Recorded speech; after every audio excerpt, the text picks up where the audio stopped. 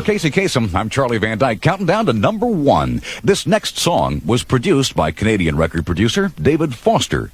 Recently, in the capital city, Ottawa, on Canadian Independence Day, July 1st, David conducted a choir from the Royal Canadian Mounted Police, 300 Mounties in full dress uniform. The song they sang was Tears Are Not Enough.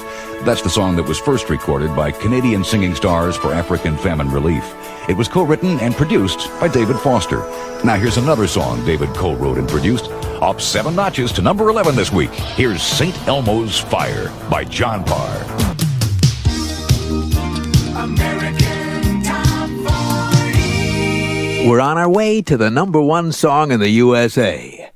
Now we're up to a song performed by a record producer who recently did the impossible. Within a period of 10 months, he produced a number 1 pop hit, a number 1 soul hit, and a number 1 country hit. He's the Canadian composer, arranger, keyboard player, and super producer David Foster. Through the 70s and early 80s, he'd been producing big hits for acts like Boz Scaggs, Carol Bayer Sager, Earth, Wind and Fire, and Kenny Loggins. Then in 1982, his career went into overdrive.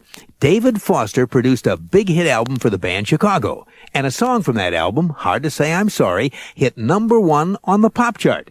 Then, almost simultaneously, David produced the soundtrack album for the Broadway musical Dreamgirls, and from that album came the number 1 soul song performed by Jennifer Holliday called And I'm Telling You I'm Not Going.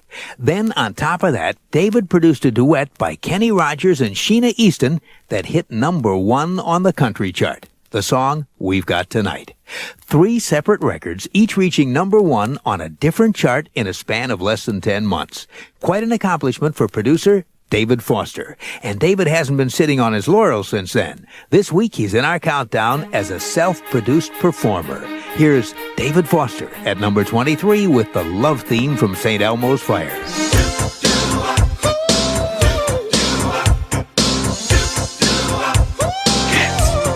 The hits from coast to coast. You're tuned to the Pulse of Pop, AT40 with The Shadow. It happened a little more than a month ago.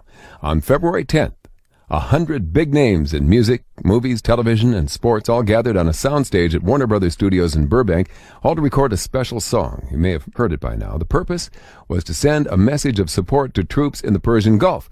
So who was there? Well, here's a sample. Warrant, Sheena Easton, Michael Bolton, the Pointer Sisters, Mike Tyson, Meryl Streep, William Shatner, Oral Hershiser, Brooke Shields, Billy Crystal, Whoopi Goldberg. It was a who's who kind of amalgamation. And the song that they were all a part of is called Voices That Care. There's already been a lot of press about it, and even a TV special. The song was co-written and produced by David Foster. Now, he's been busy working to get this record out, but he finally had a chance to sit down with us, and he told us how the whole thing happened. Well, the inspiration actually came from my better half, my fiancée, Linda. She had seen an ad that just basically said, there's 4 million soldiers out there right now, and we would just like to salute them, and it was very simple. And then also she started thinking about her children, and 10 years from now, all of our children actually could be over there.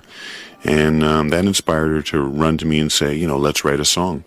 And it's funny, the best songs, at least I find with myself, the best songs come fast, and they come kind of through you as opposed to from you.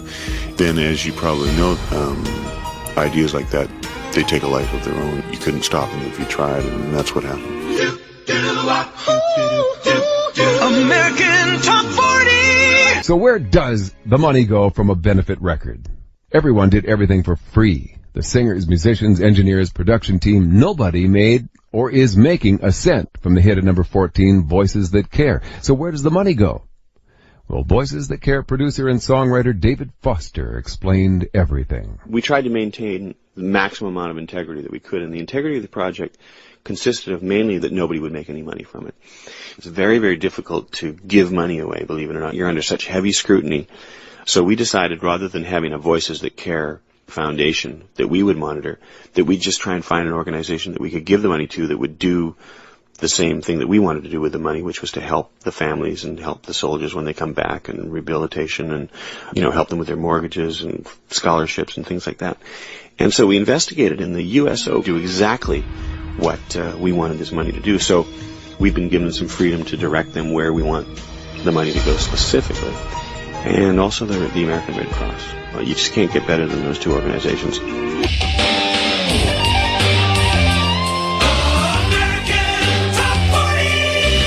I'm Shadoe Stevens. Now, we may be the ones who are buying the song at number 27 this week, but all of us in the USA were not the first people to hear the all-star benefit record and message to the troops called Voices That Care. A few months ago, right after it was recorded and also shot as a video, it was sent right to the troops first. Producer and co-writer David Foster told us what happened. The integrity of the project consisted of mainly that the troops would hear the song first and they'd see the video first.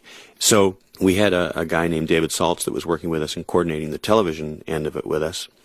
He got on a plane, took the 21-hour plane ride, flew to London, then London to wherever it is in Saudi Arabia, and went to 2 different bases, set up television cameras, filmed the troops watching this for the first time, and it was incredible. They got to see the camera panning across 100 faces, just like we had hoped. The war ended the day the video aired, so it was like perfect. And everybody said, well, gosh, what are you going to do now? The war's ended. I said, well, that's perfect. The song is meant to be a homecoming as well as a morale booster. It says right in the song, hurry home. They put the video on all the planes coming back. So as these troops are coming back, they're getting to watch the video on the plane. So maybe the timing was even more impeccable than we could ever even hope for. Voices That Care peaked at number 11 3 weeks ago, and this week it slips 8 to number 27. Hi, this is David Foster. Hey, don't touch that radio. There are a lot more Billboard hits coming up on American Top 40.